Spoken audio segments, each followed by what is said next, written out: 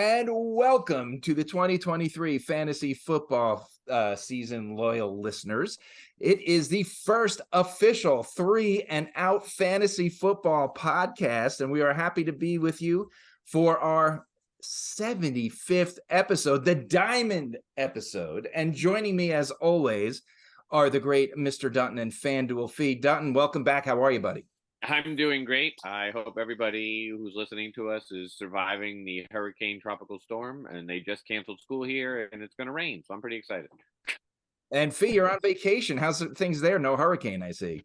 Yeah, no hurricane. I'm actually up in Rhode Island, and I'm enjoying the beach life right now. But I can't believe it's our 75th episode. So I know, our Diamond episode, and you guys are probably wondering who this other gentleman is joining. I don't know if I should call you gentlemen, but this is the great Jeff DiMatteo, and we're going to let you sit there and marinate for a few minutes. We'll get to you in just a few minutes. Now, gentlemen, I do want to give a shout out to longtime listeners, Varas and Anthony and Dwayne and Isaac, that have literally listened to every one of the 75 episodes.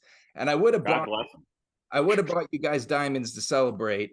And if I did, they're not sponsors, but they should be. I would have gone to Carl DeBay Jr. Jewelers in Wilmington, Delaware. Sponsorship is available, but I didn't do that. But if I did, that's where I'd go. Again, sponsorship available. But it's a big deal for us to get to 75 episodes, our fourth season. And, once again, this is our first season as 3 and Out, and we're really excited. And we're going to be joining Gridiron Ratings, and that's where Jeff, the CEO, comes into play. For his audience, for those of you joining us for the first time and don't really know who we are basically 3 dads that have played fantasy football for a really long time, have a slight grasp of knowledge of what we're doing, and get really lucky with picks. That's basically what it comes down to. We started doing it 3 years ago just for our league, picking the games of the week, picking the matchups. We started doing so well. We made it, we expanded it, and we had 5s of 10s of listeners joining in and winning their championships from that. And then before we knew it, we had a little following and a little fan base. And that's when Jeff came into the picture. And it's a funny story. This is back in the COVID days, and it was back to school night, but we weren't in the same building. We were on a Zoom call, and your Zoom little header said DiMatteo @DiMatteo_NFL, right? Is that what it said? NFL_DiMatteo. Yeah, a little backward, but you got it. Same concept. Yeah, you're so there. Being a sports writer, I knew that meant he had to be a sports writer. So I look him up on Twitter and I start messaging and I go, "Do you write about the NFL?" And he said, "No, I write about fantasy." I said, "You're my best friend." And that's basically where we are. Our daughters are like that, and that's where we are. But we're really excited because Jeff is bringing us on at Gridiron Ratings this year. We're going to be on his YouTube page for our podcast. Again, you just look up Gridiron Ratings on YouTube and go there. And we're going to be on his website, gridironratings.com. But the reason I'm excited and the reason Jeff is on the show is because Gridiron Ratings is not, if you think we're not your typical fantasy football podcast, they aren't your typical, you're not going to find your weekly rankings of who scored the most points and starts and sits there. It's very different and it's very cool. And you take a lot of time to look at a lot of different things. So Jeff, why don't you tell us about your site and why we're excited to be part of it? Yeah. So like you said, I try to do things a little bit differently. So first off, I'm a little more dynasty oriented. So most of the leagues I play in are dynasty, longer term, a lot of rookie stuff. And I try to approach it from an almost NFL type of view, right? I'm always trying to analyze the game a little bit differently, take it an additional step further, whether it's breaking down running backs' workload and when those guys are going to crash. P.S. Stay away from Derrick Henry this year. Or whether you want to get into IDP and you want to break down things like pressure rates and all the things that lead to tackles and all the various ways you can score. I don't get involved with kickers and I don't do team defense. I feel like that's a lot of flip of the coin nonsense. And if you take them with the very last pick in your draft, probably not worth my time anyway. But so I approach it a little bit differently. I'm not interested in doing, here's some blanket rankings and all this kind of stuff. It is a place to go to do research. If you want to learn about the game and try and teach yourself how to become a better player, this is where you go to Gridiron Ratings, learn a few things about running back workload, learn about IDP, try it out for yourself, check out different platforms. There's going to be a ton of content that I'm loading up as we speak that's going to cover the whole gamut from injuries to NFL rules, fantasy platforms, different ways to play, strategies thereof, the whole shooting match. But I'm not going to waste your time with hey, here's your weekly waiver wire pickup because there's 7 million people talking about that. I'm going to let you guys handle that. Let everybody else handle that. I want to focus on the 301 and 401 level stuff. Yeah, and it's very helpful. And even after talking to you last year, we definitely talked about some of that stuff on our show, especially workload when it came to running backs, and we kind of hit the nail on the head on some of our predictions last year by using some of the models you kind of showed me in on. So yeah, it's really cool to be on board. And again, we're kind of like the WWE of fantasy football podcasts. We're here for as much entertainment value as we are for bringing you stuff, but it works. What we do works. We don't have a lot of fancy spreadsheets. We don't have a lot of scouting of films, but we just know what to look for, and what year of our league is this? 27. 27. We're entering our 27 years. 7th season of fantasy football, and you pick up a few things over the course of the time, especially when you've won more championships than your other two co-hosts. Just saying, just throwing that out there. I mean, am I wrong? You're not wrong. Lucky. You're lucky is what you are. Hey, I'll be lucky than good any day. So thank you for joining us. If you're new to us, thank you for joining us. If you're longtime listeners, welcome back for our big 4th season, and we're excited to move forward. And now that we've made all the introductions, it's time to get started. And when we get started, it means it's time for Buy It or Bullshit. Okay, everybody, we know how to play the game. It's basically, like around, what's that called? Around the corner? Around the horn. Around the horn. I ask the question, I just hand out random points, and these guys give the answers. And we'll keep it to like 5 or 6 questions. And we're going to start out with a big hot fantasy debate in our 27-year league this year, and I think it should be discussed in an open forum with Jeff here. But buy it or BS. Dutton, we're going to start with you. Quarterback touchdown points should not be 6 points. Buy it or BS, Dutton. I'm buying it. I'm putting it in a bank, and I'm keeping it there forever. Because, here's the deal. Quarterbacks are supposed to throw touchdowns, right? Like, when we started playing 27 years ago, most quarterbacks threw 25 touchdowns, maybe 30, and you were like, "Whoa, that's a good year." If they throw 30 touchdowns now, you're not drafting them with your top 4 quarterback, right? Like, because it's hard. Like, so no, like, why shouldn't a quarterback throwing a touchdown be 4 points, right?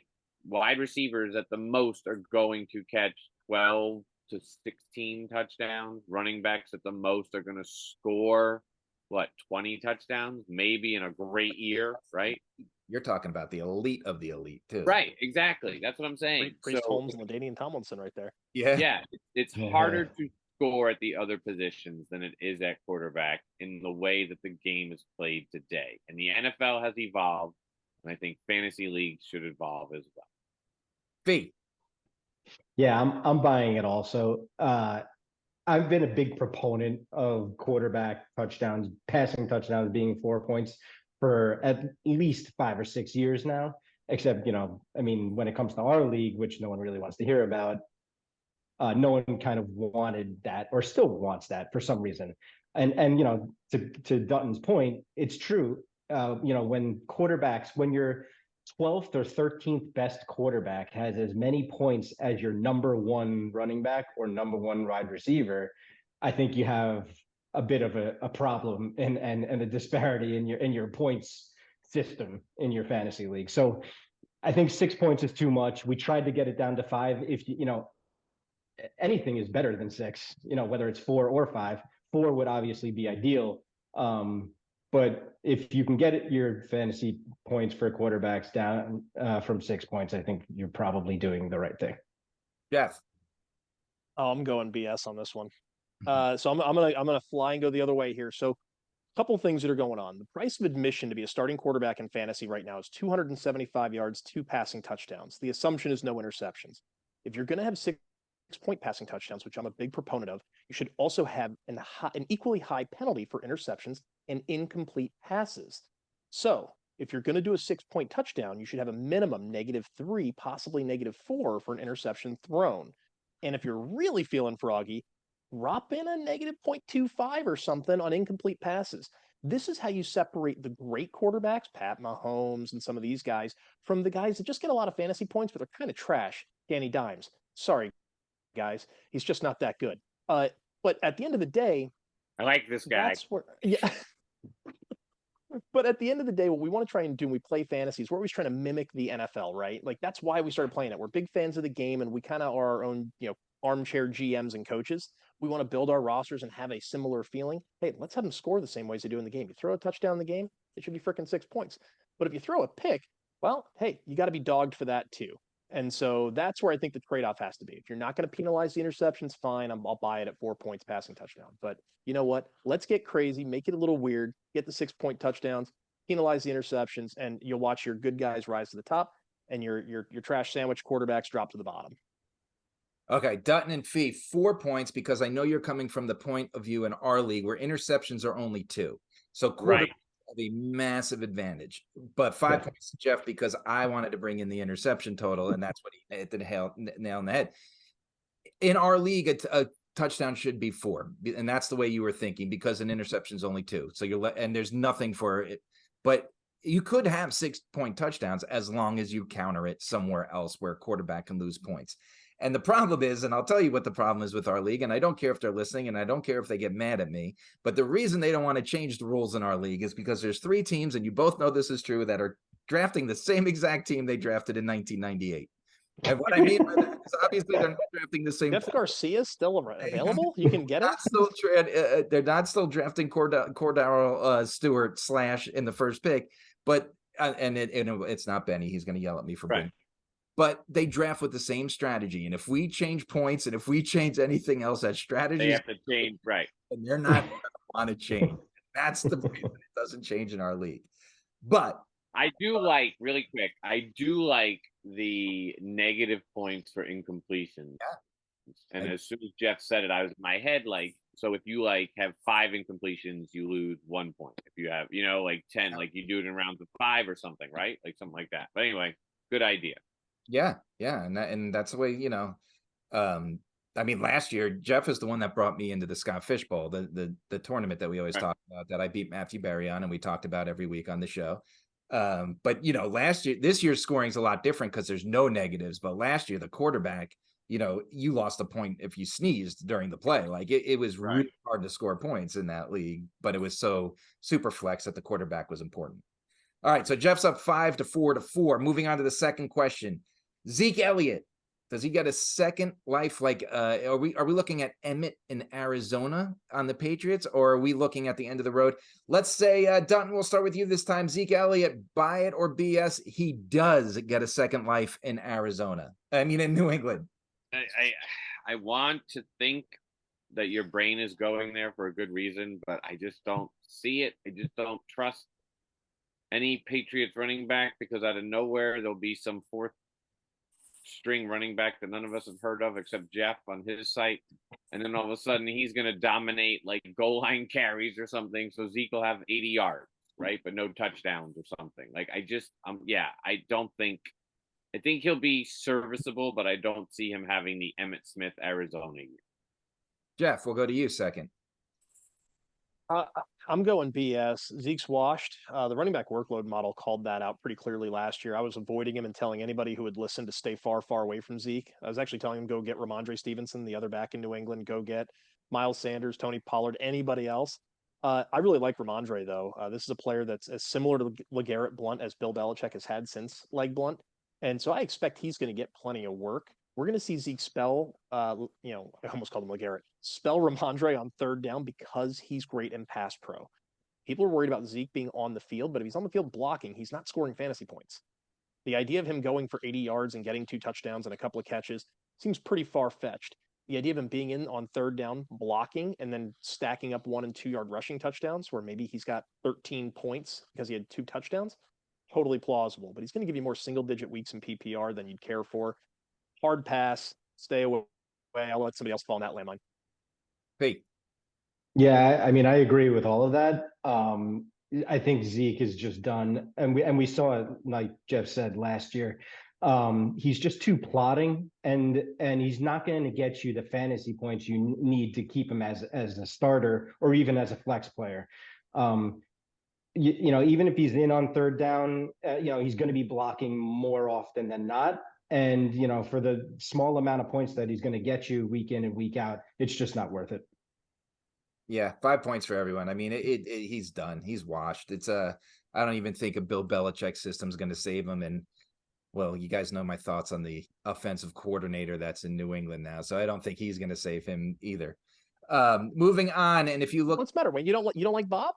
You don't like Bill O'Brien? buddy, if these guys will tell you before you met me, I disowned the Texans for 3 weeks until Bill O'Brien was fired. He did for sure. I was a Chargers Yeah. fan for 3 weeks It of was my a whole life, thing. and then they fired Bill O'Brien, and I finally took off my Charger shirt.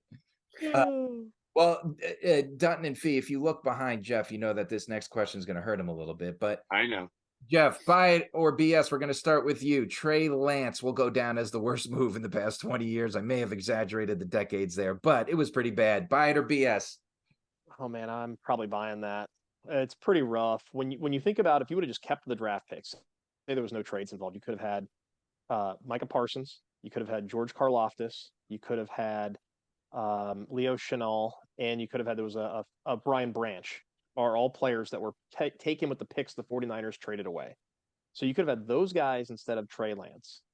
Or you could have sat tight and taken Justin Fields, Mac Jones, any number of other quarterbacks. There's a million ways the 49ers could have gone.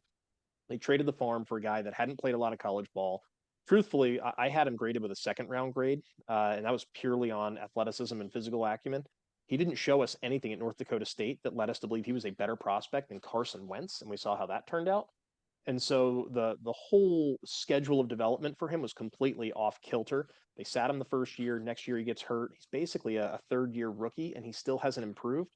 This is a bust of the highest order. And the 49ers, man, they're really bad at drafting right now. Trade DeForest Buckner straight up for basically Javon Kinlaw, and he's basically a bust. You got the Trey Lance trade, bust.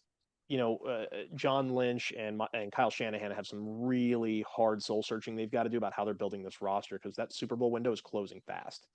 Meanwhile, you find Brock Purdy with the last pick of the draft, and he actually is a nice NFL quarterback. I like the Brockness monster, I really do. But and to forget Osweiler, it is Brock Purdy's name now. But yeah, there's still some other gaping holes on this roster that could have been solved through better drafting. Yeah. Fee. Yeah, I don't know if he's going to go down as the worst move in the last 20 years. So I'm going to say BS on it. I feel like there's probably plenty of other guys that could probably take that. But I don't really know much about Trey Lance, you know, to really pass judgment, I'd say. Dutton? I mean, we had a very small sample size. Everything Jeff said is 100% true. Like, I was shocked when he was taken. It was surprising. The only thing that might save the 49ers is Jamarcus Russell being picked by the Raiders, because that was a pretty awful first pick. Like, that's in the 20-year window. Yeah, and it's right in that window, Jeff. Don't worry, I looked it up to make sure. Yeah, I know. I knew it when you said. I was like, shit, that's in 20. But you know what I'm saying? Like, this is what we're comparing it to, right? Like, we're splitting hairs at this point, right? So yeah, it's pretty bad. Like, if we're looking at the fact that when was Jamarcus Russell picked, that's how bad it was, right? Like, fair. 3 points to Fiamano because he didn't add anything to the conversation, but he did agree that it was BS. I mean, that he bought it. And then 5 points to Dutton and Jeff. So moving on to this one's for Dutton, because we agreed that no matter what happened, we were going to call the Buccaneers quarterback or for the rest of the season, because it was the first time on a depth chart we saw the word or. But Baker Mayfield has been named the starting quarterback to open the season. Dutton, we're back to you. Buy it or BS? Kyle Trask is the starting quarterback by week 3. I'm probably buying it only because, I mean, who's the offensive line blocking for Baker Mayfield at this point? Yeah, I don't know. Me? I mean, they were bad. They were really bad, and then they just lost their center. So that's how D2 Colorado State Pueblo Ryan Jensen for all those There people. you go. Ryan Jensen is now out. Like that was a lock solid. He was like the rock of our line, right? So like we're not in a good place. Baker Mayfield, I mean, yeah, if he's not injured, maybe he's still playing quarterback. The question is this. Here's my over under.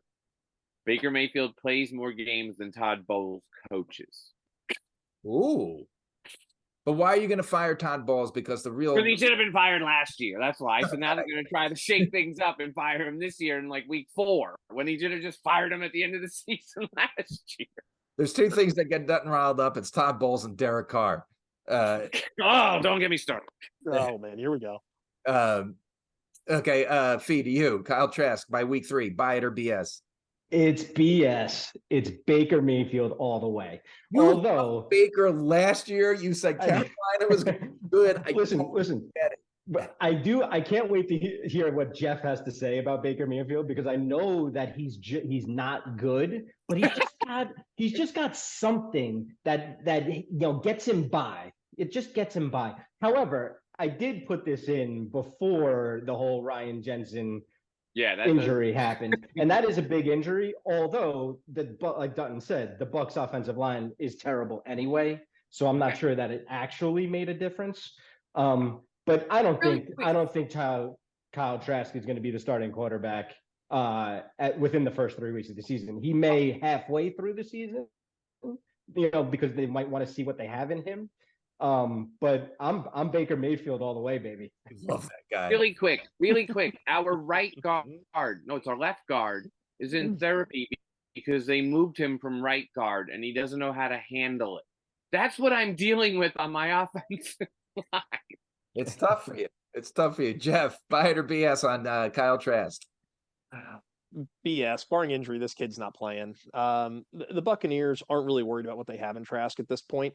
And Bowles and Baker, barring injury or a giant meteor, both make it to the end of the year, but they won't make it beyond this year. I'm just kind of eyeballing the division, the landscape of the NFC and the league at large, and really the Buccaneers could possibly have a top 3 pick in this draft. And, that could be for a new head coach. It's going to be a quarterback like Drake May at a UNC. You're even better.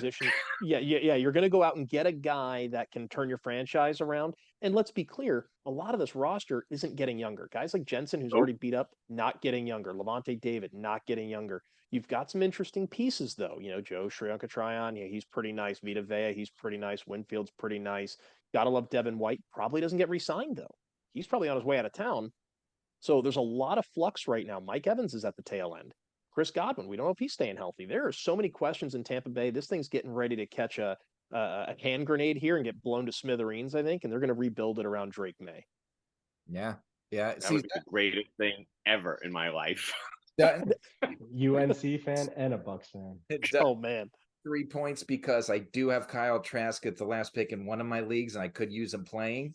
But I think Baker Mayfield goes maybe at the end of the season, we see a little Kyle Trask when it's all said and done and they're 0-13. But yeah, I think Baker makes it a little longer than week 3. All right, buy it or BS.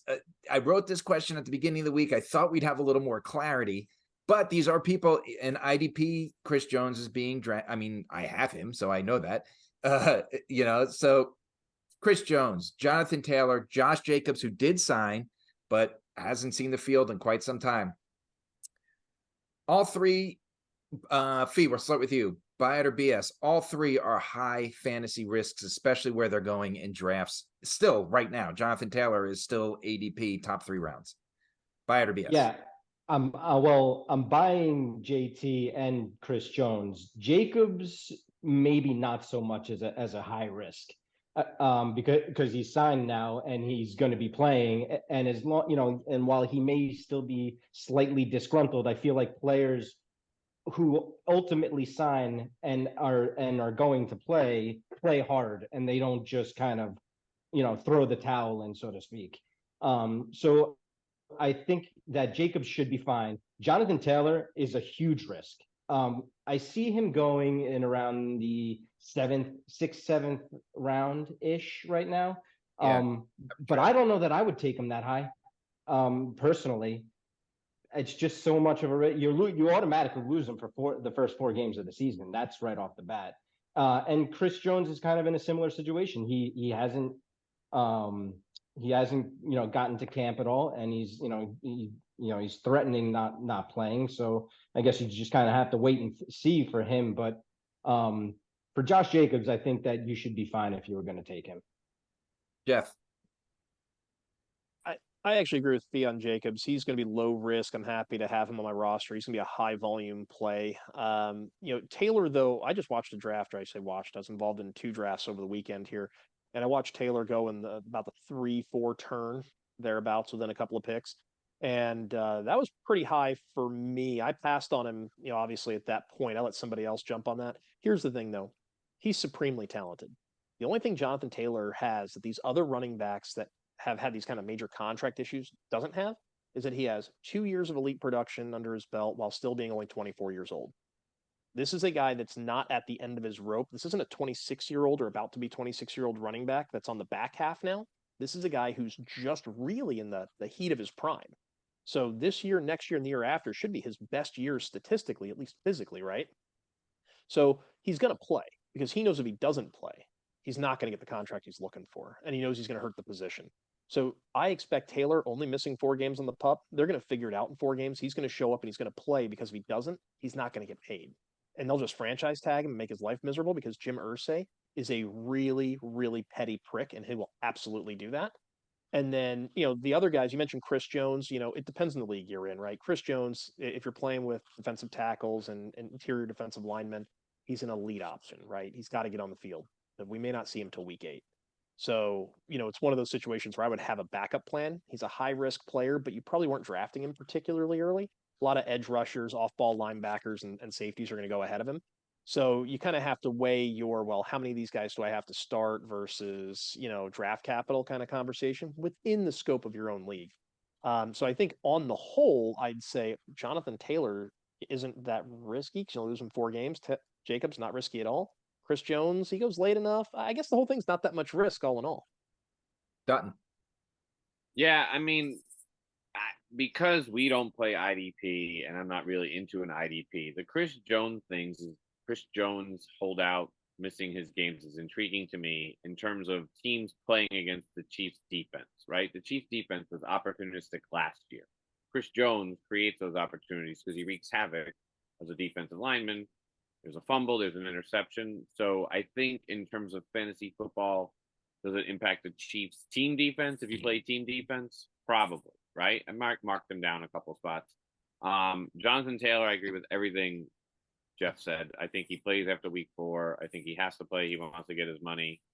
I see him going around the 30, 31 ADP, so right around the turn Jeff was talking about. I think that's a good spot for him.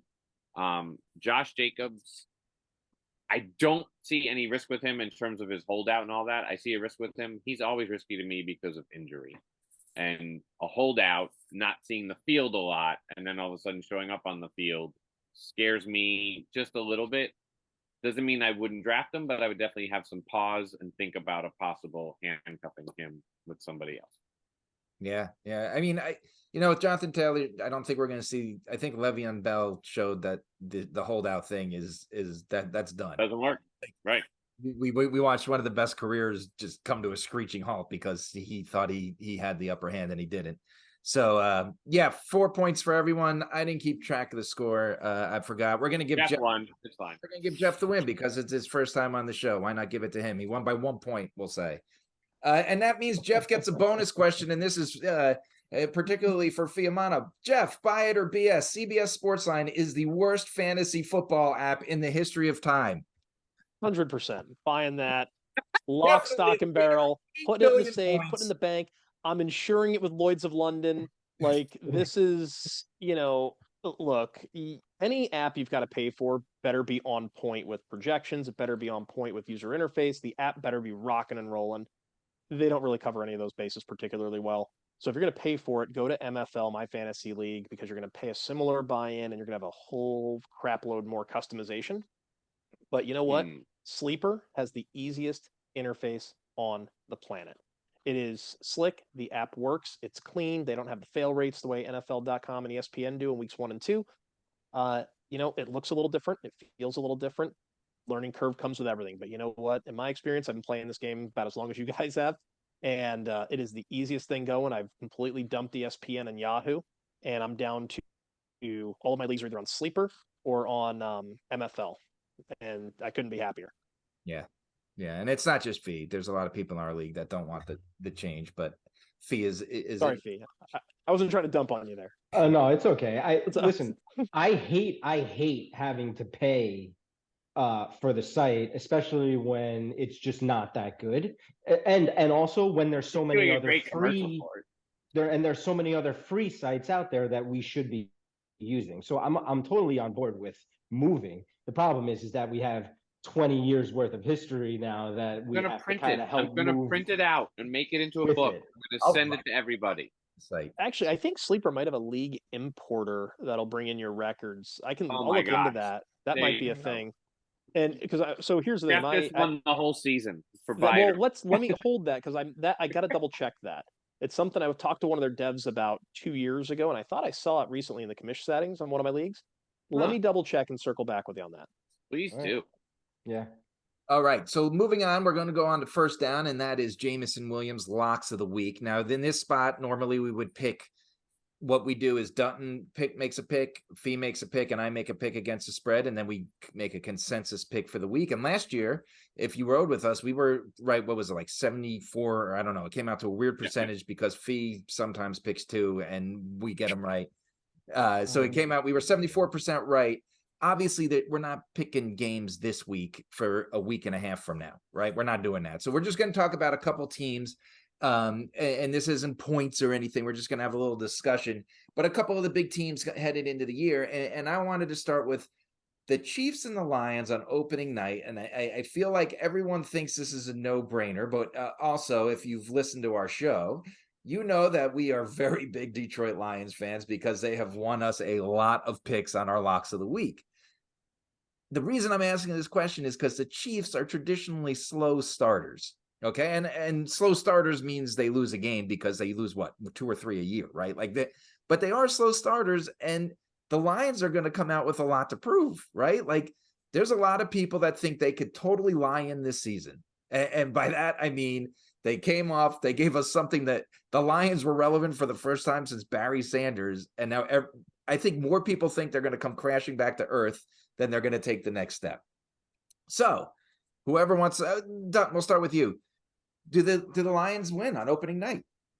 Okay, so the question you asked was, can the Chiefs beat the Lions? And I said, yeah, for sure they can. But the big question is, will they, right? Will the Chiefs beat the Lions? Enter the teacher. Right? Enter the teacher with the can and the may and the will. I'm just saying, like. Sounds like a Jedi mind trick to me. Here's what These are not the Lions you're looking for. Exactly.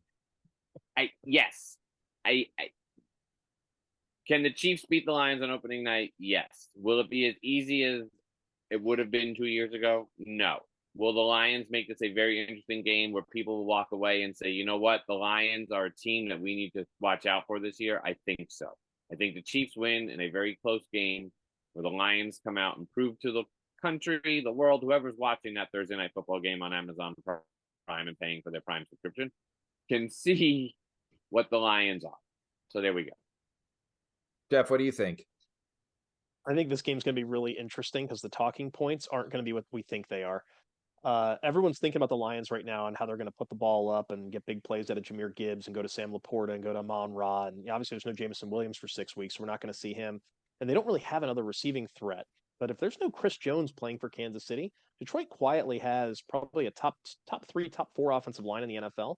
I would not be shocked if they try to just muscle the ball down Kansas City's throat for the better part of the first 3 quarters in this thing and just try to win time of possession, keep Pat Mahomes off the field. And we run into this really weird situation where we've got David Montgomery and Jahmyr Gibbs both, closing in on 100 total yards for the game. And maybe this ends up being one of those like 17-14 kind of slobber knockers just because Pat Mahomes isn't on the field. Yeah. And so I'm going to take, if the Lions are going to win, that's how it's going to happen. And I think that I'm feeling that right now. I'm in that mode, and it could change in a week, but that's how I'm feeling at this moment. Fake. A couple of things. So I just looked it up. The Lions are 6.5-point dogs currently. I'm Take it. taking the you're Lions gonna- for pick of the week. If you're gonna bet this game, you take the Lions and those 6.5 points and run with it. Can they beat the Chiefs outright? I think, like Dutton said, I think they can. And like Jeff said, if they are going to, the only way to do it is going to be to keep Mahomes off the field in a low scoring game.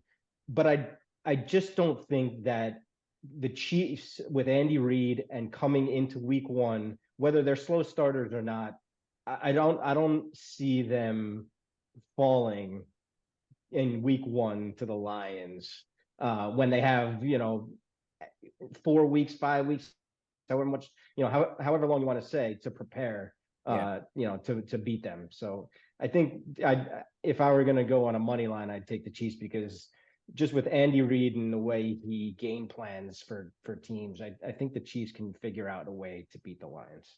Yeah. Yeah. Well, yeah, I've definitely taken 6. I'm taking the Lions getting 6.5. There's no question there, but I do think this is going to be I think it's going to be a really fun game. Either way whatever turns out. The Eagles, what were the over unders 11.5 wins, to say that a team's going to get 12 wins right off the bat. That's a lot of wins. Are the Eagles better than last year? And can anyone in the NFC compete? All three of you are NFC fans. So, Jeff, what do you think? Are the Eagles better? And can your Niners catch them? I don't know if they're better. I think it's probably a push. You lose some guys like TJ Edwards, you lose Javon Hargrave, who went to the 49ers, and you had a little bit of a hiccup in the secondary there. You've had some guys moving around a little bit. I can't say they're better, but I do love Nakobe Dean. This guy's the second coming of Derek Brooks. Go ahead and just mark that down. He's an absolute missile to the football every single play. And, you go and you get in the first round, everyone just let the big defensive tackle out of Georgia just fall to them. And his name just escaped me. Carter. Thank you. But you've got a just absolute monster in the middle now, and you put him, next to Hassan Reddick. Like, that defense is going to be dirty. I can't bet against them. It's the 49ers. I don't think can go toe to toe with them on a given week. So I'll take the Eagles hitting those 12. What does it say? 12 wins? Yeah. Yeah, I'll take it. Eagles for 12 wins. Yeah, I'm in. Yeah, Dutton. I mean, yeah, I kind of hear what people are saying. Are they better than last year? I mean, they added running backs. Their defense is solid. I still just remember they're a young team and there's a Super Bowl hangover, right? And it always impacts the losing team. And you got to be careful with that, with a young team especially, right? But also a young team could be to their advantage where they're so young and hungry and scrappy that they don't even care about the Super Bowl hangover, right? We're getting back there. We have enough time. I'm kind of intrigued by the 49ers. I think if Brock Purdy actually shows up and, McCaffrey stays healthy, and I think they're good. I think they have a chance. And the Cowboys, I know I don't like the Cowboys at all, but they're like a bear stuck in a trap. They are a wounded animal right now this year. And that's scary when you're trying to go near that, right? Like, this is Dak's last year, right? This is it. This is the last ride of a lot of things going on with the Cowboys. So that intrigues me as well. But I still think the Eagles get to 12 wins. Doesn't mean that they win the NFC,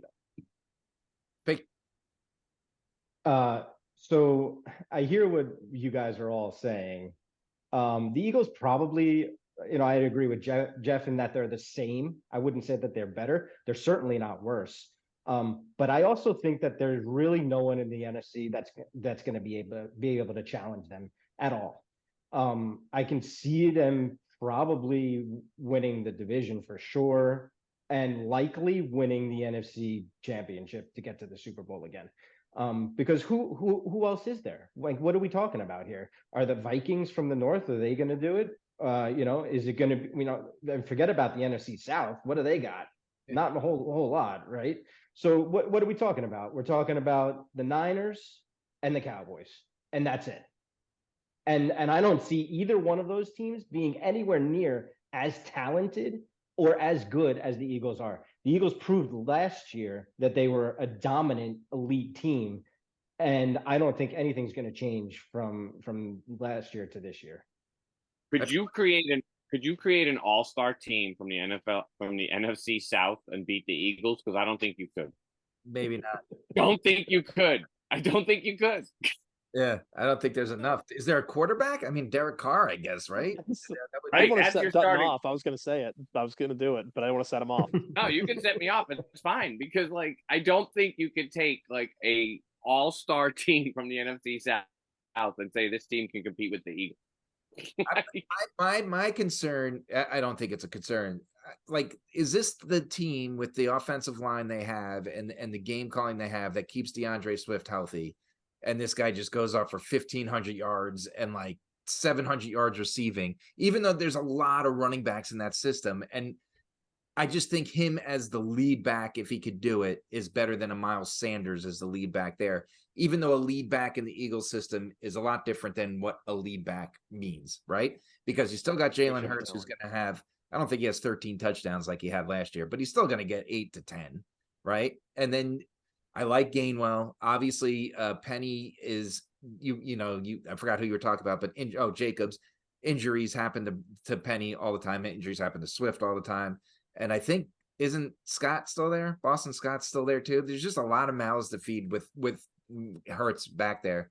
But I don't know. I do think they're a little bit better, and it's crazy. And it's like you said, if they're not better, they're certainly not worse. Detroit Lions, which Jared Goff do we get this year? If you want to talk about the most inconsistent quarterback that's like been in great positions and then completely falls off the guy was in the Super Bowl and then fell off the face of the earth. Which Jared Goff shows up, Fig? Are we going to see a 4,000 yard, 30 touchdown guy this year? I hope so. I hope so. I really, it's fun for me, and I know for us, generally, when the Lions are good, they're just fun to watch and they're fun to root for. I'm not a Lions fan, but I enjoy seeing them do well for some reason. Maybe because they've been so bad for so long. I think it's the color of their uniforms add to it too. They do have. I think there's just a lot of fun to see their uniforms streaking down the field, and you get these old visions of Barry Sanders just doing crazy ass shit, and you're just like, yeah, let's go. Megatron. Yeah, Calvin Johnson. I mean, I hope that he does show up. I hope that he's as good as he was last year. I hope that he's better than he was last year. I hope that he throws for 4,500 yards and 30 touchdowns or whatever it is, and takes them to an NFC North title. I think that would be a lot of fun to watch. Dutton. Yes, everything Fee said, and in my head the whole time he was talking, as great as it was for Matthew Stafford, right, to win a Super Bowl.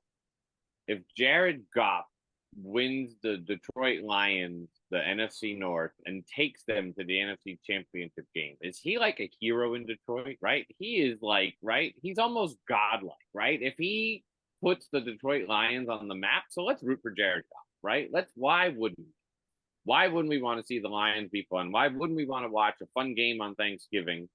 Finally, because when have the Lions ever played in a fun game on Thanksgiving recently? Yes, let's go all in on Jared Goff. Remember, I said they were going to beat the Bills. I said it right here. They were going to beat the Bills, and they lost on the last second field. Second field goal. Right. Best Thanksgiving the Lions played. Jeff, Yep. I'm going good Jared Goff. I'm in the minority here, but I think it's because I'm evaluating him differently than most everybody else. When I watch Jared Goff, I actually see a guy that's super consistent mechanically. He's the kind of guy that drops back. He's always in great position to throw the football. He always works through multiple reads. He actually does a really good job of staring down safeties and keeping them off of his corner routes and out routes. Jared Goff, though, is beholden to his playmakers because a quarterback can't do it alone. And his bad year with the Rams, everyone forgets. Cooper Kupp, crashed, injured on him early. Robert Woods was hurt. Brandon Cooks was useless. Todd Gurley was out. The guy's best target was Tyler Higbee, and he doesn't throw to tight end. Jared Goff just, for whatever reason, has tight end averse. So I don't know what the situation is there. But fact is, the guy mechanically and mentally has everything he needs to do it. He's fine. The only thing with him is he's not physically special enough to take over a football game the way a Patrick Mahomes does. Yeah. So he's never going to be superstar echelon. He's never going to be a guy we're like, oh man, that's 4,500 yards and 40 touchdowns waiting to happen. But 4,030, I think, should be right in his wheelhouse any given season. And with the way the Lions keep loading up, let's assume we get something out of Jameson Williams this year. Jahmyr Gibbs, I think, is absolutely special. That kid is going to be everything we thought Reggie Bush could be in the NFL. Reggie Bush, I thought, just came out about 10, 15 years too early. Mm. It's going to be really interesting to see how he performs, just trying to figure out how to work those checkdowns and treating Gibbs the way he treated Gurley back in the day with the Rams. And so I think it's going to be good Jared Goff, and he's a guy where he's just super underloved and underappreciated, and people are going to get him for free in drafts and profit all the way to the championship. Yeah. So wait, when Goff came out, was it Wentz in the same draft? Yeah. Yeah, him and Wentz and Goff are the 1 and 2. yeah. And I think Jeff Fisher was still the coach with the Rams. Sure Yep. was. I remember reading during the first training camp that and this was when people thought Jeff Fisher was still good and he hasn't completely lost his ability to coach a football team. But he said he never saw a rookie quarterback not understand football more than Jared Goff. And that's kind of the reason why I continue to root for him, because he's proving that wrong, right? Like he's good and he's fun to One watch. of these guys is still in the league. Right. So Right. That says something right there. Those three people, I guess Carson Wentz might get signed, they're saying, but out of those three people, there's only one still in the league. But yeah, no, I think Jared Goff is good. And it's like you said, he's got the weapons, all three, you said he's got the weapons around him to be good. So he's in a good position. We talked a little bit about it on our show a few weeks ago. Dutton, you were convinced he's out for 5 weeks. What are the Bengals? Well, let's say, are we seriously concerned about Joe Burrow? And what are the Bengals without Joe Burrow? Fee, what do you think? Well, who's the Bengals backup? I don't Do we even know. Do they have one? they just brought in Will Greer, I thought. The yeah. stuff from the Cowboys. That was today, yesterday? The Patriots don't have a backup. Yeah, they cut off. They took 3 quarterbacks yesterday, have no backup. Well, they did get Malik Cunningham and Zappy on the practice squad. They got him back in today on the practice squad. They did? Okay. Yeah. So my point is that if they don't have Burrow, I don't think they're really much of anything, to be honest. Yeah. But if they do have Burrow and the injury is not hampering him at all, and he's 100%, he'll do Burrow things. He'll be elite. He'll put points on the board. He'll make the guys around him better, like Jamar Chase and even Joe Mixon, to that point. But if that injury doesn't fully heal and they throw him out there week 1, week 2, maybe week 3, maybe even week 4, and like all of a sudden, he does what he did in practice and he just comes up lame in that calf, just tightens on him a little bit. Does he miss a week? Does he miss 2 weeks? Is it going to hamper him, all season long? I mean, that's going to be an issue. I don't know the answer to that. I wouldn't necessarily knock him, injury wise for that, especially because the calf thing happened, I think it was like 4 weeks ago now. Yeah. Or 3 weeks ago, 3 or 4 weeks ago. So he's had plenty of time to heal. So I'd bank on the fact that he's probably healthy and that he'll still do Burrow things. Who wants to go? Jeff. Man, okay. Look, he's going to play 17 games. He was out there practicing today, and he seems like he's fine. He took a full complement of reps. I'm not really worried about this guy right now. I think the whole sitting in the whole preseason was more precautionary than anything else, because this guy is going to be getting a lot of money, right? And so they don't need him to not be on the field, because the Bengals are a team that they know their window it's not closing, but it's smaller than some other teams. You've got T. Higgins' contract is coming up soon. You got to figure out what you're doing with Hendrickson and Hubbard. There's going to be a few big names they've got to figure out. So they're taking it easy with Burrow to make sure he's there for all 17. So I'm not worried about him. I think he's going to play, but everything they do is going to be very measured, very calculated. And if they get up big in games, I wouldn't be shocked to see him just pull and be like, hey, we're not going to risk you when we're blowing out the Colts 42-3. And, so that's kind of my loose take on it. Dutton. Yeah, I mean, it worries me. He was at practice today. I know that he's limited. Of course, he's going to be limited because it's his first practice back and they don't need to run him crazy. It still worries me. I mean, he got hurt his rookie year, which he came back from, which is fine. The calf injury worries me. I don't know if it's the same leg, but if it was, that would be even more intriguing, right? There's something going on there structurally, who knows? But if he's playing 17 games, 100% you're taking him as one of your top 3 quarterbacks. You just want to cross your fingers that he's playing 17, or at least 15 and a half. All right. Speaking of elite quarterbacks, I just want a chance to rag on Josh Allen. I don't think that the Bills win the AFC East this year. We don't even really need to discuss it. But I just want to get a chance in there to say Josh Allen and continue, make sure every week we get a Josh Allen bashing in there. Jeff, what do you think about it? These guys hear me all the time and they chime in. What do you think about Josh Allen? You watched every football game with me last year. You know my feelings. I know. I did in fact watch every game with you, and man, I've never seen another human being hate Josh Allen the way you do. So here's the deal. Didn't love him coming out. Sports hate. He seems like a very nice man. I'd love Fine, to. upstanding gentleman. Yeah, I think we'd all love to have a beer with him. 100%. No, I understand. I think you more hate his fans than you hate him from a sports hate I hate what the fans have made him. Yes. Yeah, exactly. No, I'm with you. I hear what you're saying. I'm picking it up. So here's the deal. Didn't love him coming out. This is a guy that didn't exactly demonstrate great accuracy to the short and intermediate parts of the field. Heck, his deep accuracy wasn't that great either, but he could throw the ball through a concrete wall. And he had great athleticism, obviously size, speed. He had all the other physical intangibles, right? Bills make a move, they bring him in. That rookie season was rough, right? I'm watching this guy as he developed. He's one of the only guys I've ever seen that's actually managed to fix mechanical accuracy issues from years 1 to 2 to 3. That's really friggin' hard to do. And I respect that. My hat's off to the kid. I think that he has all of the coachability and all the malleability mentally to be able to pick up more parts of this game and to continue to evolve. Before this thing's over, by this thing I mean his career, he should be considered probably an elite level quarterback, because in the next 10 years, we have to look ahead and say, okay, well, who are the guys that'll be around in 10 years? Pat Mahomes will probably still be hanging around, right? Jalen Hurts probably won't be, not with the way he runs around. Same thing with Lamar Jackson, will be wiped out. Burrow will probably be around if he doesn't blow his knees out again.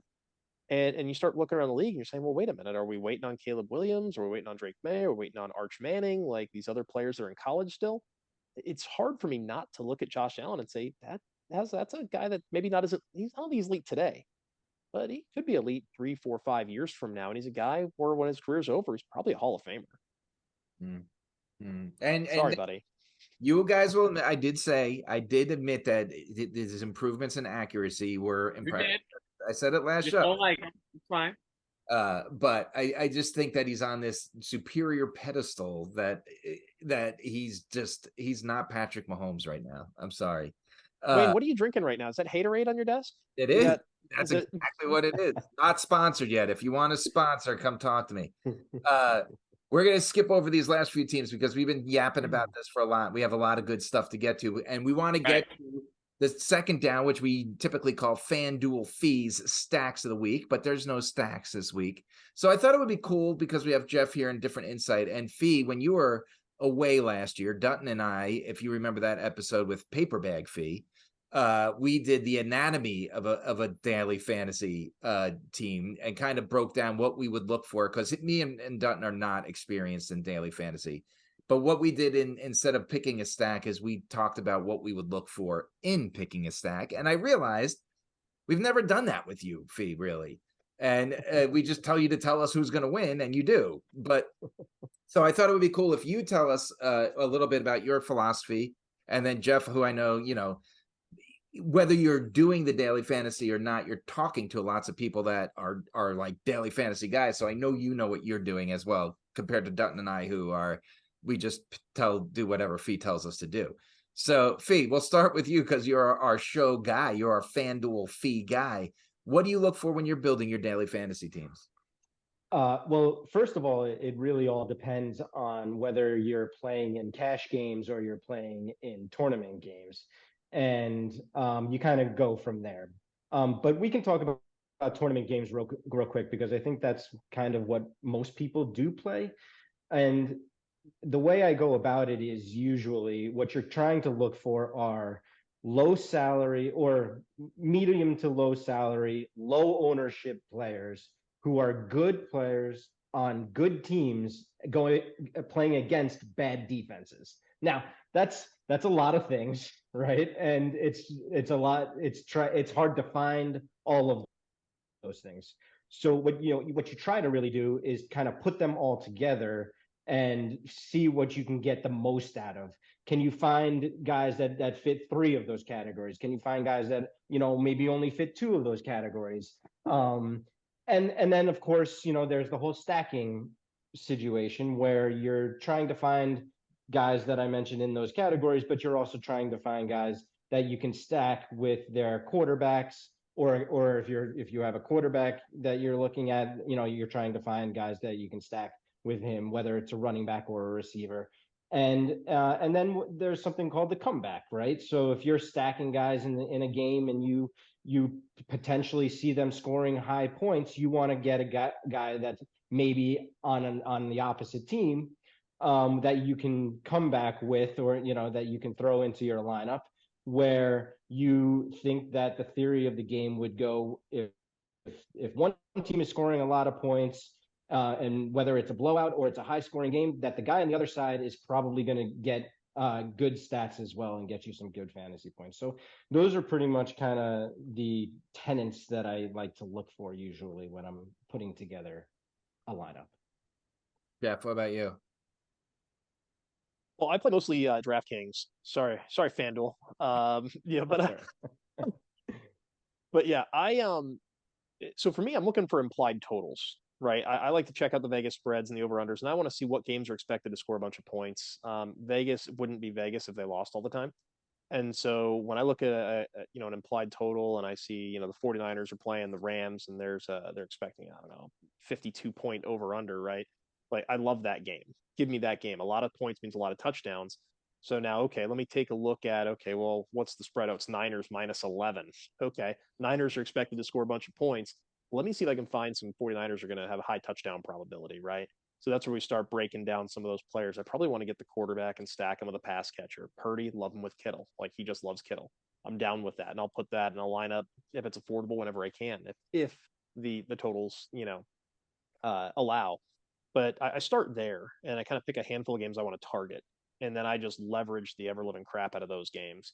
I try not to get too involved in the low-scoring games because that gets a little messy, right? Like, you've got to really have a good plan and be well optimized so that you can hit those differentiated players. You catch a game with an implied total of, 32 or 34 or something really low, then, finding the guy who's going to score you a touchdown or 2 touchdowns in that game is really hard. And so now you're saying, okay, but if you get that guy, you've probably separated yourself in a tournament from the rest of the field in a very serious way. That's where differentiation starts to come into play when you're playing in a large scale tournament. But before you can do any of that, the one thing I'll tell anybody who's new: bankroll management. Know how much money you want to put at this thing, and be comfortable with it. If you've got $100, play $100. Don't dump it all in one game though. Don't go out there and say, well, I'm going to go play the Millie Maker and I'm going to dump 20 entries in the Millie Maker. Well, guess what? You're going to lose. You're going to get your ass kicked in the Millie Maker. It's better to diversify, pick a few of the $3 games, a couple of the $10 games, play. Maybe if you really want to get froggy and drop in a $5 lineup on the Millie Maker week 1, cool, whatever. But try to split it up. So this way, when you run different lineups and different tournaments, you can give yourself greater odds of winning. They may be smaller amounts of denominations in terms of your wins, but you know what? Those dollars stack up. And now your bankroll is increasing throughout the year. And then you can start max entering these bigger tournaments. And that's going to help you when you start finding your implied win totals. You start finding all the things that Fee was telling you about. All of that stacks on itself to lead to great success. I generally, you guys listen to Fee every week, and that's your guy. I play a lot of DraftKings. I'm on the horn with the 33rd team's Jordan Vanek.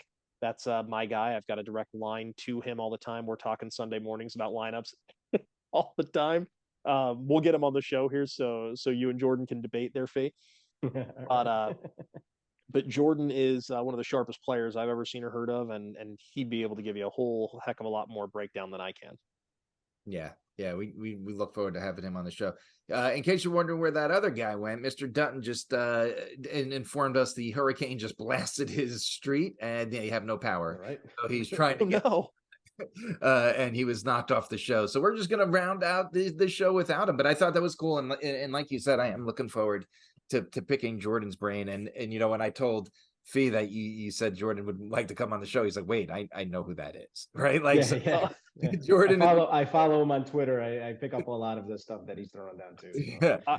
I think I talked to him almost as much as I talk to my wife and or Wayne. Wayne, Jordan, and my wife are the three people I talk to most in my life. So That's awesome. It'll be really fun to pick his brain. So third down is where we give you our starts and sits of the week. And again, there's no games. I feel like I have to keep reminding you because everyone's so excited. So what we're going to do is we're going to look at two quick things. We're going to close out the show here, and we're going to look at what I call overdraft, underdraft. And I just picked a handful of names that have a lot of buzz on them. I went to Fantasy Pros and I took their ADP, and their ADP is a conglomeration of all of the ESPN, Yahoo, and they mix it up here. And so just basically what we think about some of the names that we're hearing that are getting drafted and when they're getting drafted. And we'll start with Jalen Hurts. Jalen Hurts had a monster year last year, and he's going ADP 22. So that means the swing at the second, third round. That's where we're seeing him go. And it's a large philosophy about where people like to pick their quarterback. So where do I think that's overdrafted? If I'm being honest with you, I think Mahomes is a second round guy. I'm not big, but that's my style. I'm not big on taking a quarterback before the third round. Fee, what do you think? Yeah, well, I was going to say the same thing. It really just depends on your philosophy and whether or not you subscribe to taking a quarterback early or not. I don't think Hurts is being overdrafted or underdrafted, to be honest. I think he's probably in probably the right spot for where he's going currently. I think he's QB2. I mean, I guess it doesn't really matter between 1, 2, or 3. I think they're very interchangeable. But Jalen Hurts is going to be very good, and he's going to get you a lot of points, especially rushing the ball and with those rushing touchdowns. So I wouldn't fault anybody for taking him in the second round, but again, it really just depends on whether you subscribe to taking a quarterback early or not. Jeff, what do you think? I don't think it's a bad idea. I mean, but this all comes down to roster construction, right? So if let's just say you're in a league that you got to start 3 wideouts, right? If you're at 22 and you're taking Hurts, you better be ready to hammer wide receivers in those middle rounds, and you better have some really high upside targets in mind that you're going to be able to land. Because if you go and you take Hurts at 22, you're going to be really thin at wide receiver and running back. You need to get a skill position guy there. I'm more inclined to take a guy like Justin Herbert a few rounds later and just give me one of those premium position guys, running back or wide receiver right there at 22. And then I'll come back around and I'll take Herbert, who I expect to be a top 5 quarterback this year. His points per game difference from a guy like Hurts, Mahomes, etc. You're talking about maybe a point per week, if that even becomes the case. So I'm probably going to pass on Hurts there personally. But again, it comes down to your individual roster construction. Right. So basically, and Dutton, if you're ready to join in, we're doing overdraft, underdraft, Jalen Hurts, end of the second round. What do you think? Oh, I think that's an overdraft. Yeah. And I agree with what Jeff was saying. Because you're sacrificing so many other players to get an elite quarterback, where, especially like we talked about earlier tonight in our league, where quarterbacks are 6 points with minimum disruption to their interceptions or completions, you can get a Justin Herbert. You can get Hurts. Struggling. We'll fight. The next guy, I was ready to say overdraft because of all the hype that this guy has had, Justin Fields. I thought it was going to be much higher, but his ADP is 46.5. That's 4th, 5th round, and I still think that's an overdraft. I think it's a little high for Justin Fields because I don't trust his arm. I know he's got more weapons this year. But I felt like he was going in Scott Fishbowl, Jeff, he was like top 5, 6 pick, and I kind of based my stuff on that. I know that league's a lot different, but even in the other, my other league, he's a keeper, so we can't really talk about that. But I've seen other leagues where he's going in the 3rd round because people are on this hype train on him. Jeff, I'll start with you. You think 46, 4th, end of the 4th, 5th round is an overdraft on Justin Fields? I don't think so. And I'm saying no because he's Hurts light. So think about it like this. The Bears, they told us who they want to be this year. They let Montgomery walk. They replaced him effectively with Roshan Johnson. that's not really saying a whole lot for their run game. They effectively traded a second round pick to bring in Chase Claypool. They went up, made a trade on draft day to go and get DJ Moore, right? So now you bring in a number one receiver. You've got Darnell Mooney back from injury. This is a guy that 2 years ago, people were drafting him as a darling low end wide receiver 1, high end wide receiver 2. And then you still had Claypool. You got Komet's really coming into his own. They want to put the ball up and let Fields win ball games. He's going to run it. He's going to throw it. This is a position where he's probably going to be a guy that's a mid-level QB1 this year. And it's going to be because he's going to run for 600-700 yards pretty easily. Like, he could go for 1,000 again. Like this, you have to think about it in those terms and say, well, do I want the last of the rushing quarterbacks right there? Because I'd imagine Lamar and Hurts were both off before him. There's not another high-end rushing quarterback unless you really trust Danny Dimes to go for 700 yards again. I think Fields is a guy, he'll look like a bargain when the season's over right there. Well, I think he's an overdraft there for me. I'm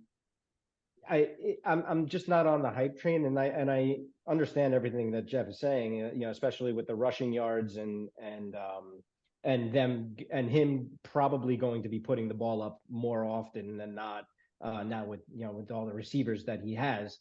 But in the fourth and fifth round, but it kind of goes back to what Jeff said earlier. There's other quarterbacks there, like Justin Herbert or other guys that you might be in a similar situation. I actually really like Lamar Jackson this year to be better than he has been as of late, as long as he doesn't get injured again. I think Lamar Jackson probably could be as good as Justin Fields, if not better. But I feel like there are other quarterbacks in that range where you can even wait a round or two and get guys that might be just as good, fantasy point wise, and not have to, throw out a fourth round pick to pick up Justin Fields. So not a drastic overdraft where you're losing your season on it, but I'm with you there. I feel what you're saying. Dutton, how's your mic problems? Are we back? Yeah. No, we're not back. That's a bandwidth problem. Put the thumbs down. I just right. How's that? Oh yeah, there you are. We're back. There you go. Okay, I thought your internet was crapping a bit. Okay. All right, we're better. Justin Fields. I think it's a slight overdraft. But I don't know if I'm on the hype train, but I'm definitely at the station. And I'm possibly interested in buying a ticket, right? To board said train. I mean, I picked him last year just as a hey, this guy could be good, right? Like, we don't have a keeper league, but if we had one, I would have loved to be able to keep him. Yeah. I like all the weapons that the Bears are putting around him. I don't know if this is the year that he's going to take that step to eliteness, but I think he's going to move up and people are going to pay more attention to him. So if you can get him a round or two later than that, I think it's a steal. Does that make sense what I'm saying? So it's a slight overdraft, but if you could wait just a little bit longer and get a quality wide receiver running back there and then come back and get Justin Fields, I think you're doing yourself a huge favor to your team. Derrick Henry, second round, 16.5. I wouldn't draft. I'm just not drafting Derrick Henry this year. I don't care. Too late. I mean, maybe if somehow everyone's, I'm telling you this right now, in our league, he's going 5th overall, something like that, something crazy. I still have seen him. I look online and I look at some of these drafts, and I've seen him go in the first round of other drafts. I'm saying that is a way overdraft for a guy that has taken the hits that he has taken over the past few years. I mean, does anyone disagree with that? Nope. Right? I mean, I don't think there's much to say. It's pretty. If you watch football, this guy's heading for an injury. Mm-hmm. Jeff, you do the breakdowns. What do you got?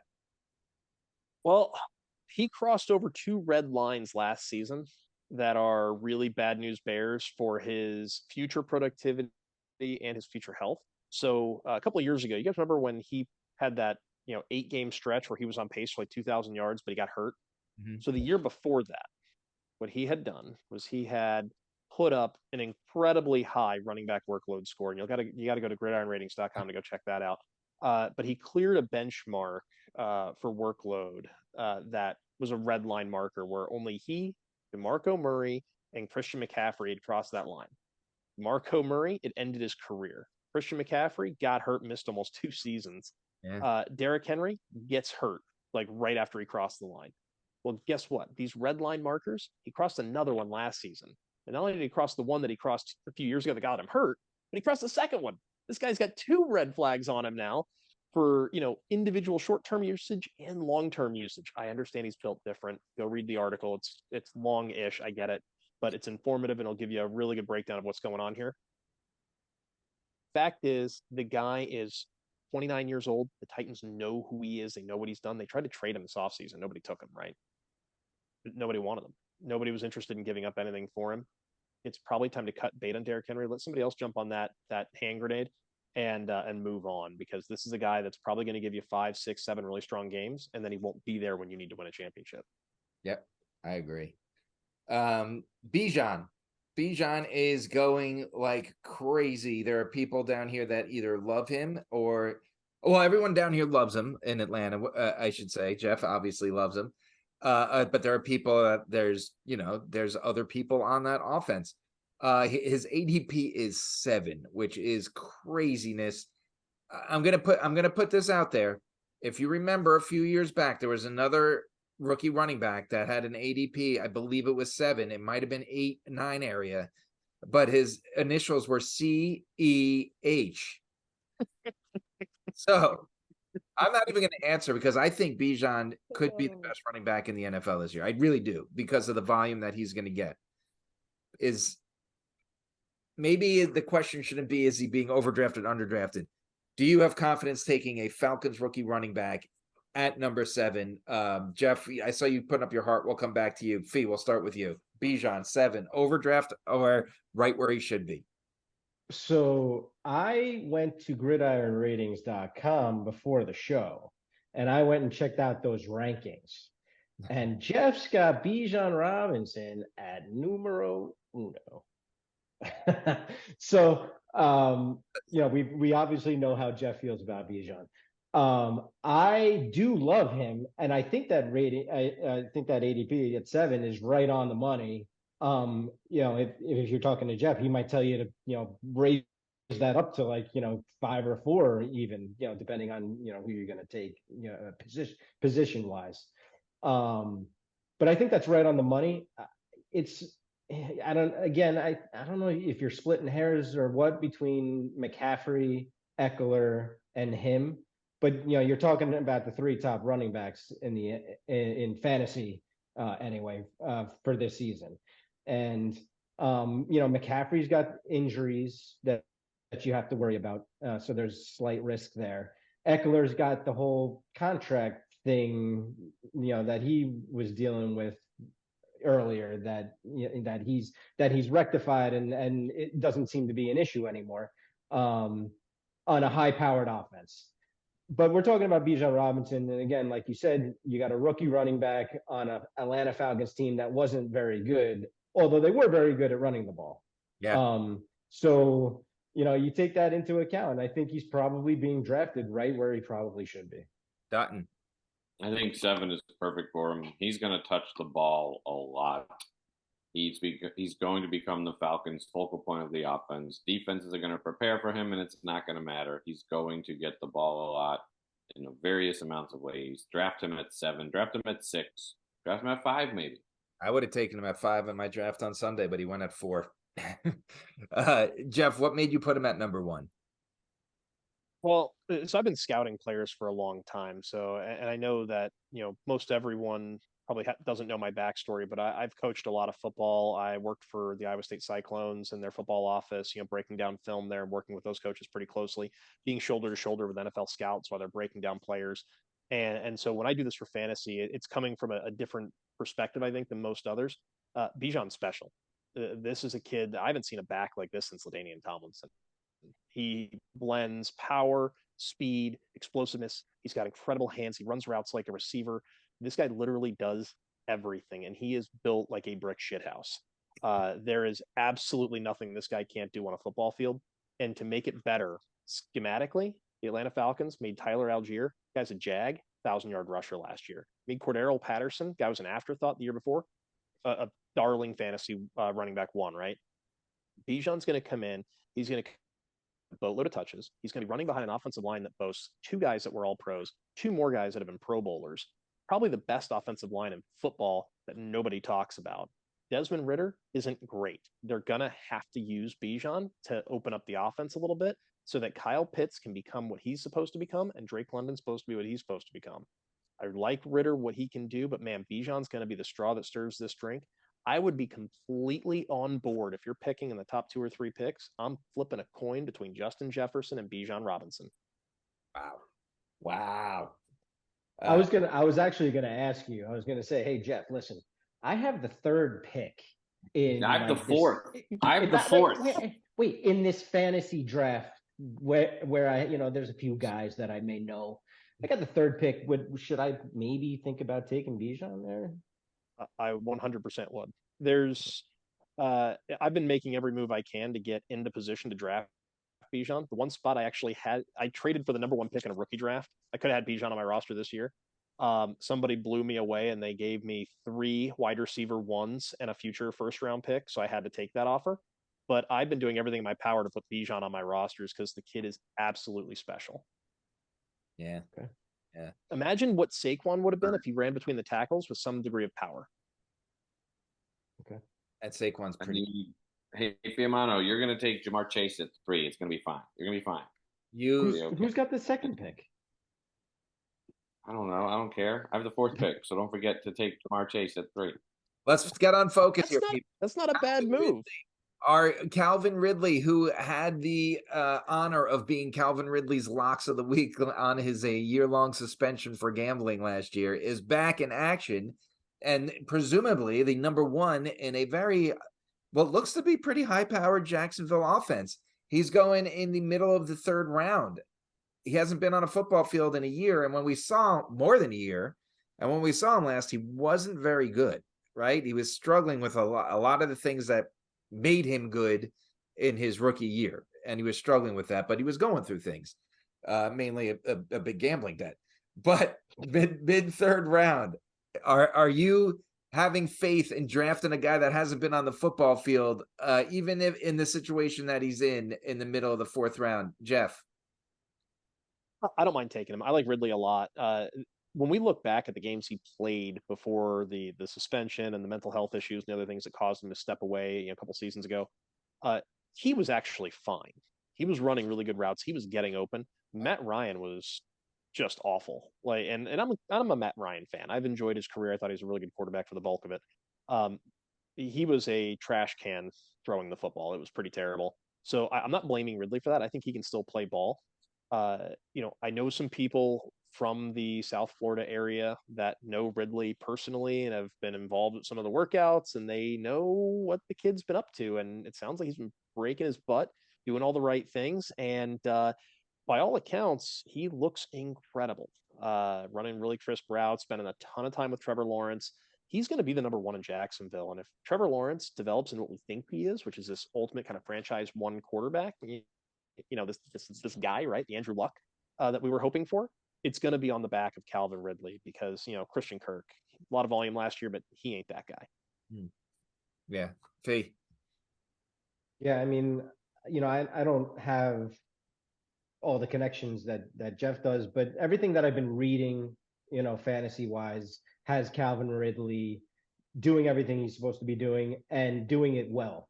And, when you see him in, the preseason, you see him, in camp and, making ridiculous catches and doing really great things, makes you think that, well, with Trevor Lawrence, Jacksonville's offense is supposed to be really good this year. So if you take that, and run with it, so to speak, Calvin Ridley should be that number 1 guy that Trevor Lawrence, could use and should use. And if that's the case, then he's absolutely being drafted, well within the range that he should be. Dotton. A lot of shouldas, couldas, wouldas. He's overdrafted. Yeah. It's too small of a sample size. We got to see. I mean, I just don't have confidence right now. I don't. I'm sorry. Well, if you wait for scared money, don't make money, man. I'm just saying. I know. That's fine. I hear you. I was all over Kirk last year, and he Right. So I also said to you last week, or not last week, when we did our other show, that I think Trevor Lawrence is going to be better than Josh Allen this year. Yeah, I said it again.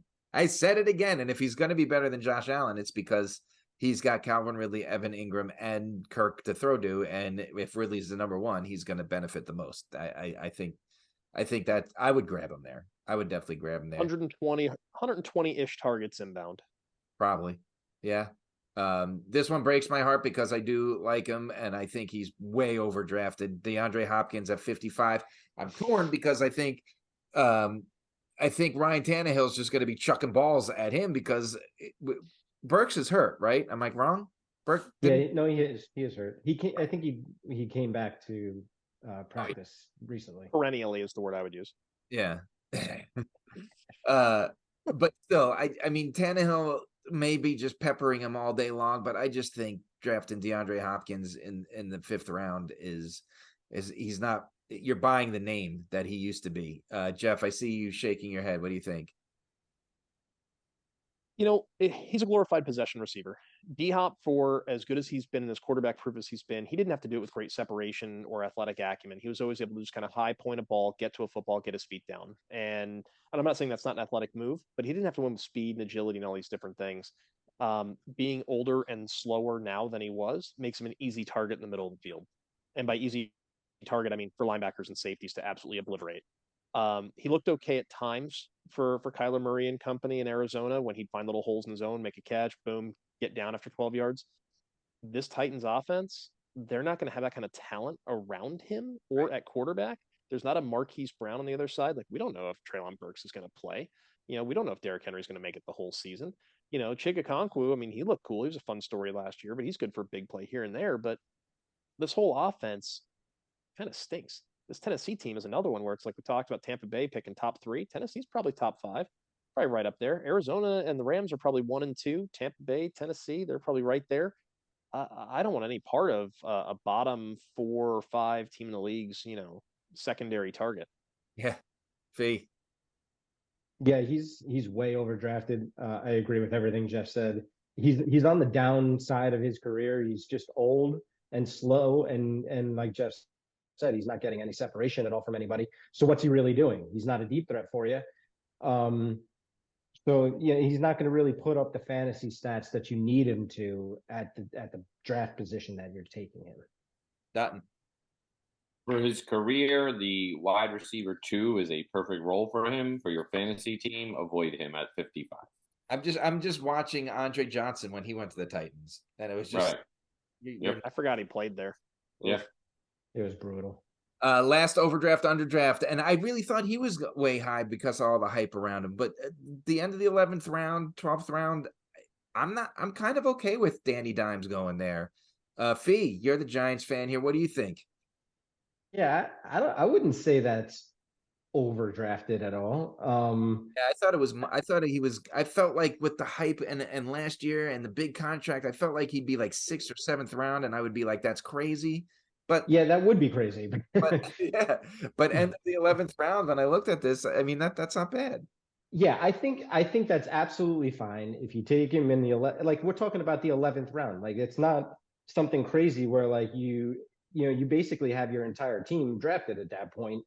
Why not take a flyer on a backup? Well, if you need a backup quarterback or if you're platooning quarterbacks, let's say like you didn't get an elite quarterback and like you drafted someone in like the 9th, and as the QB9 or QB10, and like you need to pair them up with a second backup guy. Why not take a chance on Danny Dimes? He's going to get you the rushing yards. I don't necessarily believe in the Giants offense, and that could just be because I'm biased and I hate the Giants because I'm a Giants fan. But I'm not sold on the Giants offense by any means, especially because they just don't have any receivers, which sucks to say. They have like 80 receivers, but they have none that are worth it. Right. It's like when you have 3 quarterbacks, you don't have any. All right. It's the same concept. Right, exactly. So, I mean, I'm okay with Danny Dimes at that spot. And you hope that maybe he puts together some season that no one really saw coming. Yeah, I mean, if he's your backup quarterback, sure, that's a great spot to grab him, right? If you're platooning quarterbacks going for matchups, yeah, that's a great spot to grab him. But don't be going after him any higher than that. Don't be like, "Oh, I'm going to take Danny Dimes at 8 and shock the." No, you're wasting a pick. Jeff. Yeah, you don't want to get cute. Here's the question. I don't know if you have the ADPs in front of you. What quarterback is he in the 11th round? Is he like the quarterback 11, 12? Like, Give me 1 second. I could pull it up. because I can tell you that the idea of taking Danny Dimes there for his 700 yards rushing and whatever he gives you passing is probably fine. I actually really like Jalen Hyatt. I don't think Waller makes it through the year. I think he's almost dust.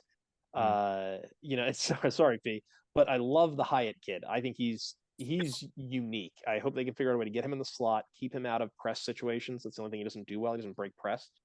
But man, that kid is an absolute lightning bolt.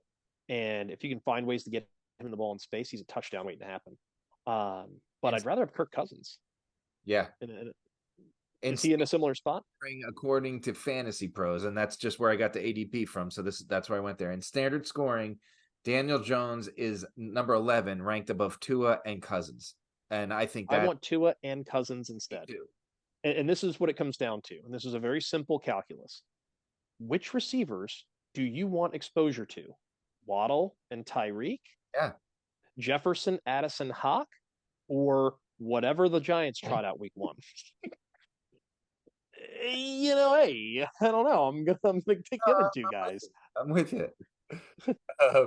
All right, and we're gonna wrap up the show here. We could just do this. I mean, we could yap about it all we want, or we could just do it quick hits.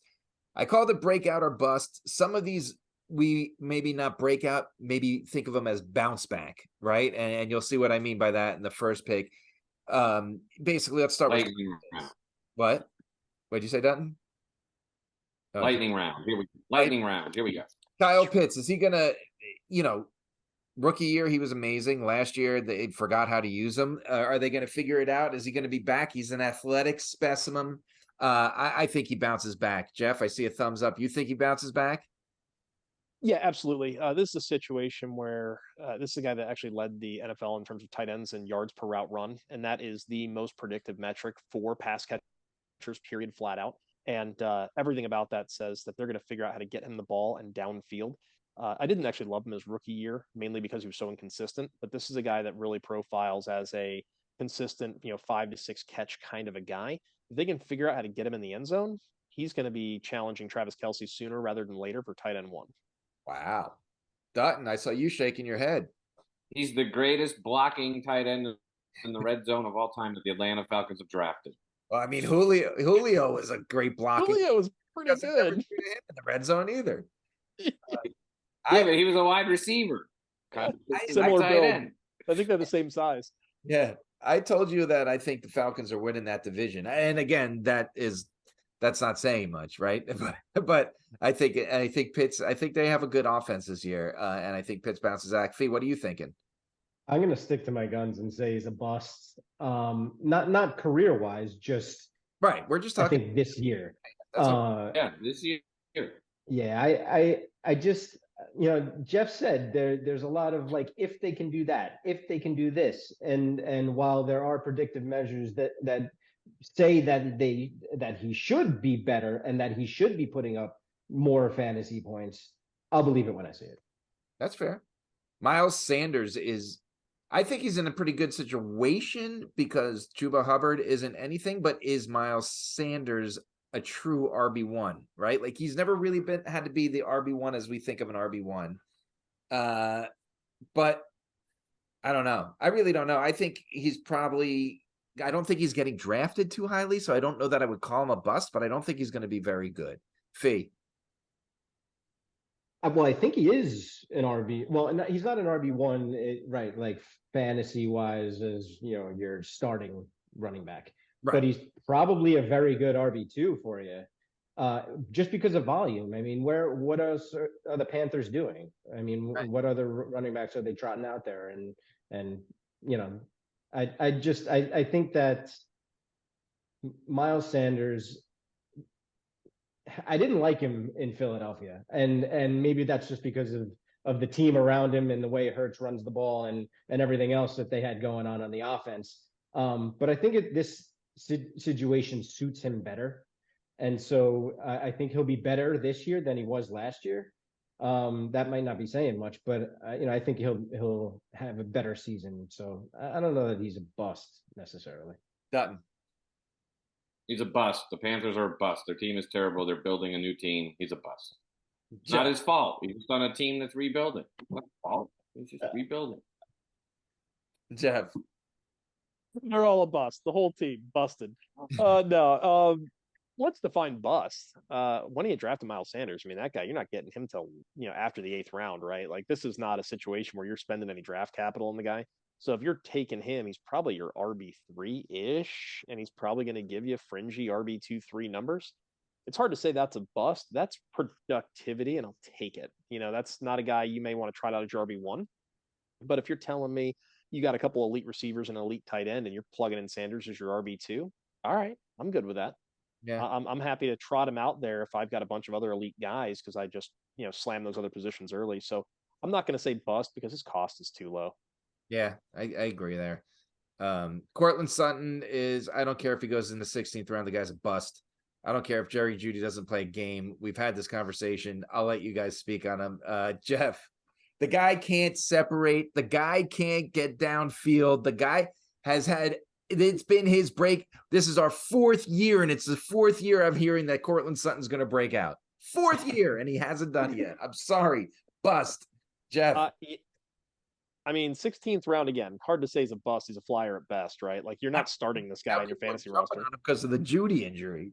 Yeah, but Jeudy, he didn't even get pupped or anything like that, so he's probably gonna be playing by week 2. Yeah. At the end of the day, somebody's got to catch balls in Denver. I'm actually banking on Greg Dulcich myself. That's the guy that I've been finding myself drafting just for whatever reason. I'm like, well, someone's got to catch some balls. I'll take that guy late. It's I'm not drafting him. I have 0 shares of Cortland Sutton. I have 0 shares of Jerry Jeudy. I'm not entirely in on Russ. The metrics tell me I'm wrong, but I'm happy for the projection model to make me look stupid again. So I want to be hurt again. Wait.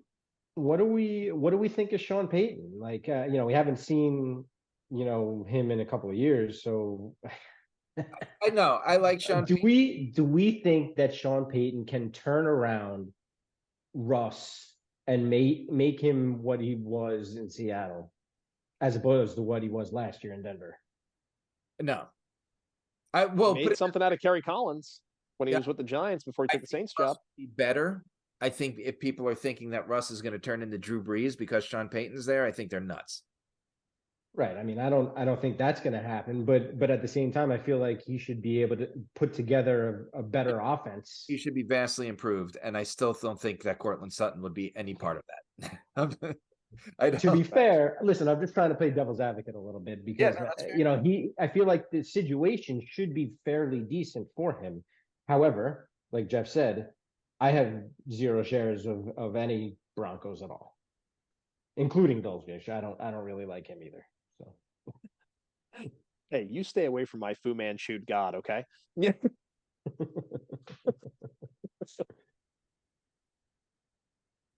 Did we lose Wayne?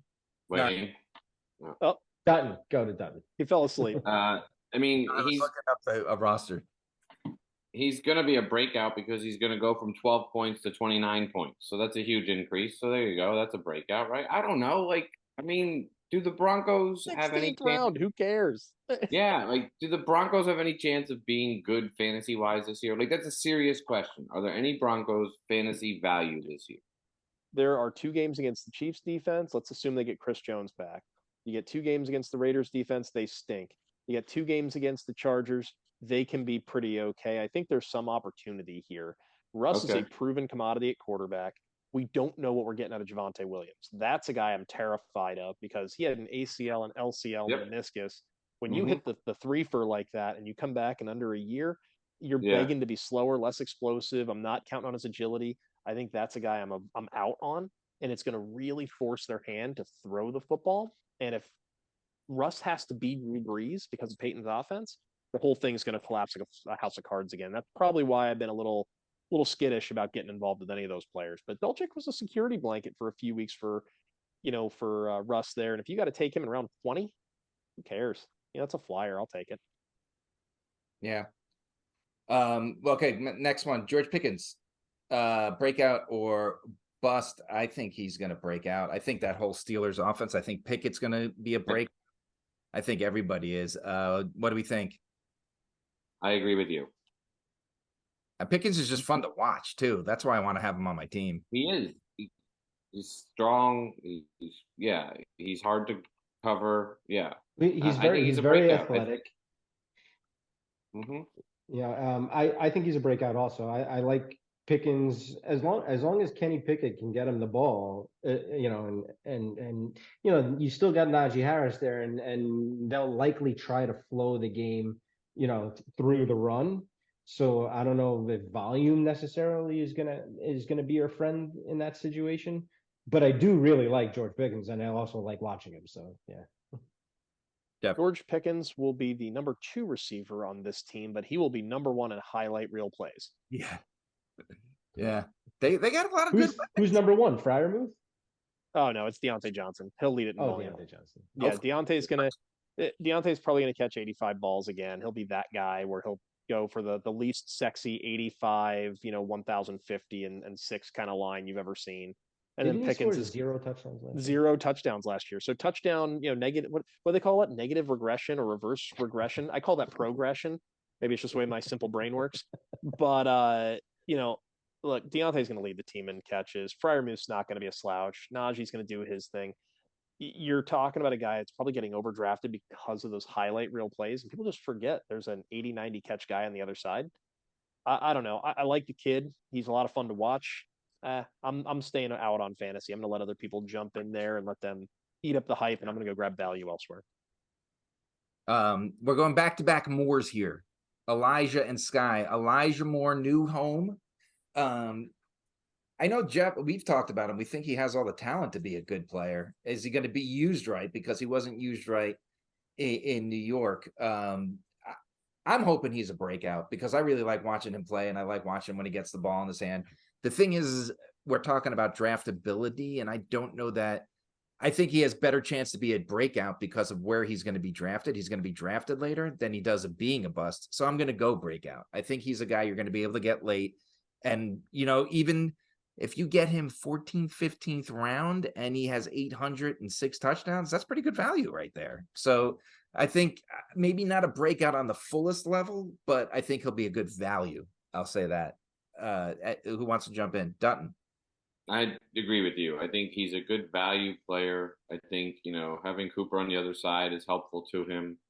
I mean, it's not like he has a slouch throwing him the ball, right? So, yeah, I think there's value there. I think it's just, he's one of those players, there's a lot of question marks around, right? Like, what's that offense going to look like? And that's why there's a hesitation around him. So but yeah, I think you're right. Pete. Yeah. So, both of these guys are guys that are going way, way late in drafts, if at all. So, I feel like Sky Moore occasionally doesn't even get drafted, but they're guys that, like you guys said, are good values because you're going to be able to get them for peanuts. And I agree with everything Dutton said on Elijah Moore. You don't really know what that offense is going to look like, but they do have good pieces. Sky Moore, I'm less in on, but I don't know. I'm not a big Sky Moore fan. Okay. We're going to wrap it up here real quick. Sky Moore, just say breakout or bust. Sky Moore, I say huge breakout. Bust. Bust. Jeff. I'm going to go breakout because I need to get in on some wide receivers for Patrick Mahomes because he doesn't have any. He has Kelsey, but there's no wide receivers. Alexander Madison, breakout or bust? I don't think he's breaking out. I don't think he's the guy that people think he is. He's never been a feature back. Dutton says bust. I'm gonna say breakout. Jeff. Bust. Last 2 years, every opportunity he's had has turned into absolute garbage. Rachaad White, I think, may be killed because of that offensive line. I liked him 2 weeks ago, and now I don't. Bust. I think he's a bust. And then Khalil Herbert. There's a lot of mouths to feed, and arguably the best running quarterback in football. I think it'd be nice. I think if you draft him early, you're going to be unhappy. Fee. I don't know. I don't know. I don't think he's a bust. I don't think he's a bust. I think he's a bust. Too many mouths to feed. He's a bust. Jeff.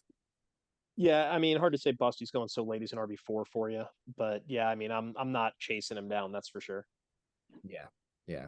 Well, that's it. That's our show. That was the longest. I think that's a record for the longest show we've ever done. Godfather of podcasts.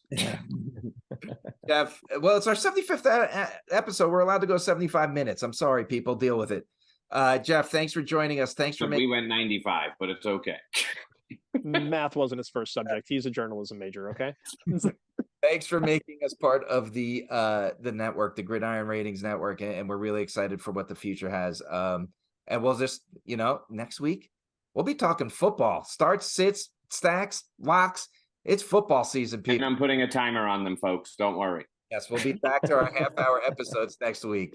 We'll see you next week. Thanks for joining us.